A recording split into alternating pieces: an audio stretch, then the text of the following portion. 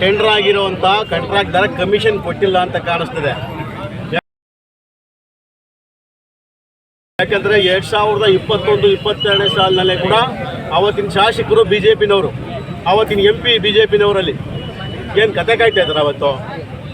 ಅವತ್ತೇ ಕೂಡ ಎಲ್ಲ ಒಂದು ಕಡೆ ಅವತ್ತು ಆದೇಶ ಆಗಿರೋಂಥದ್ದು 2 ಬಾರಿ ಈಗ ಟೆಂಡರ್ ಆಗ್ಯೋದು. ಅದು ಎಲ್ಲ ಒಂದು ಕಡೆ ಯಾರೂ ಪಾರ್ಟಿಸಿಪೇಟ್ ಮಾಡದೇ ಇದ್ದಾಗ ಅದೇ ಕಂಪ್ನಿಯವರೇ ಇವತ್ತು ಕೂಡ ಟೆಂಡರ್ ಪಾರ್ಟಿಸಿಪೇಟ್ ಮಾಡ್ಕೊಂಡಿರೋಂಥದ್ದು. ಬಟ್ ಕೋರ್ಟ್ ಆದೇಶ ಕೂಡ ಇದೆ ಇದಕ್ಕೆ. ಕೋರ್ಟ್ ಈಗ ಅಲ್ಲಿರೋಂಥ 300 ಜನ ಇವತ್ತೇನು ತರಕಾರಿ ಮಾರಬೇಕು ಅನ್ನತಕ್ಕಂಥವ್ರು ಅವ್ರಿಗೇನು ಸಮಸ್ಯೆ ಮಾಡಿ ಮಾಲ್ ಕಟ್ತೀವಿ ಅಂತ ಸನ್ಮಾನ್ಯ ಪರಮೇಶ್ವರ್ ಅವರು ಒಟ್ಟಿಲ್ಲ. ಅವ್ರ ಉದ್ದೇಶ ಏನು, ಗ್ರೌಂಡ್ ಫ್ಲೋರ್ನಲ್ಲಿ ಅವರು ಕೂಡ ಸುಸಜ್ಜಿತವಾಗಿ ಒಳ್ಳೆ ಹೈಟೆಕ್ ಆಗಿ ಅವರು ವ್ಯಾಪಾರ ಮಾಡಲಿಕ್ಕೆ ಅವಕಾಶ ಮಾಡಿಕೊಟ್ಟು ಮೇಲ್ಗಡೆ ಮಾಲ್ಗಳು ಮಾಡುವಂಥದ್ದು ಕೂಡ ಈಗಾಗಲೇ ಅವ್ರು ಪ್ರಾಮಿಸ್ ಮಾಡೋರು. ಒನ್ಸ್ ಪರಮೇಶ್ವರ್ ಅವರು ಮಾತು ಕೊಟ್ಮೇಲೆ ಮಾತು ಇದು ಸುಮ್ಮನೆ ಅವ್ರು ಯಾರೋ ಕಾಂಟ್ರಾಕ್ಟರ್ ಕಮಿಷನ್ ಕೊಟ್ಟಿಲ್ಲ ಅಂತೇಳಿ ಸುಮ್ಮನೆ ಕೂರಿಸ್ಕೊಂಡ್ರೆ ತಪ್ಪಲ್ವಾ? ಪಾಪ ಎಲ್ಲ ಒಂದು ಕಡೆ ಪ್ಲಾನ್ ಏನಂದ್ರೆ ಇವ್ರು ಯಾರೋ ಕಾಂಟ್ರಾಕ್ಟರ್ ಒಂದು 25 ಲಕ್ಷ ಒಂದಿಷ್ಟ ಕಾಸು ಕೊಟ್ಬಿಟ್ಟು ಸುಮ್ಮನೆ ಆಗ್ಬಿಡ್ತಾರೆ, ಪ್ರತಿಭಟನೆ ಇರಲ್ಲ. ಅಲ್ಲಿ ಹಾಳಾಗೋದು ಯಾರೋ ಬಡವ್ರು ಪಾಪ, ಅಲ್ಲಿ 300 ಕುಟುಂಬದವರು. ನಾನು ಸುರೇಶ್ ಗೌಡ್ರಿಗೆ ಒಂದು ಮಾತು ಕೇಳ್ತೀನಿ ಅವ್ರಿಗೆ, ಅಲ್ಲ ರೀ ನಿಮ್ಮಲ್ಲಿ ಒಬ್ಬರು APMC ಅಧ್ಯಕ್ಷನ್ ಮಾಡಿದ್ರಿ ಇವನು ಉಮೇಶ್ ಗೌಡ ಅಂತೇಳಿ.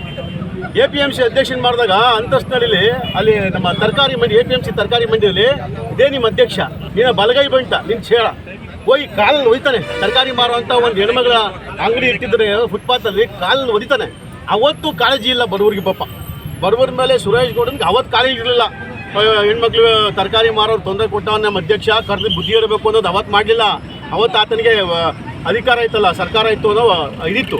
ಇವತ್ತು ಸಿಟಿಲಿ ಆಗ್ತಾ ಇರತಕ್ಕಂಥ ಒಂದು ಸಮಸ್ಯೆಗೆ ಹೋಗಿ ಕೂತ್ಕೊಂಡು ಶೋ ಆಫ್. ಅದು ಏನು, ಒಬ್ಬ ಸರ್ಕಲ್ ಇನ್ಸ್ಪೆಕ್ಟ್ರಿಗೆ, ಒಂದು ಹೆಣ್ಮಗಳಿಗೆ, ಸಬ್ ಇನ್ಸ್ಪೆಕ್ಟ್ರಿಗೆ ಹೋಗಿ ನೀನು ಬಾ ಅನ್ನತಕ್ಕಂಥದ್ದು ಏಕವಚನ ಮಾತಾಡೋಂಥದ್ದು ರೌಡಿಸಮ್ ಅಲ್ವಾ? ಅದು ಇವೆಲ್ಲ ಬಿಡಬೇಕು. ಎರಡನೇದಾಗಿ ಪೊಲೀಸವ್ರ ಮುಂದೆ ತೊಡೆ ತಟ್ಟುವಂಥದ್ದು.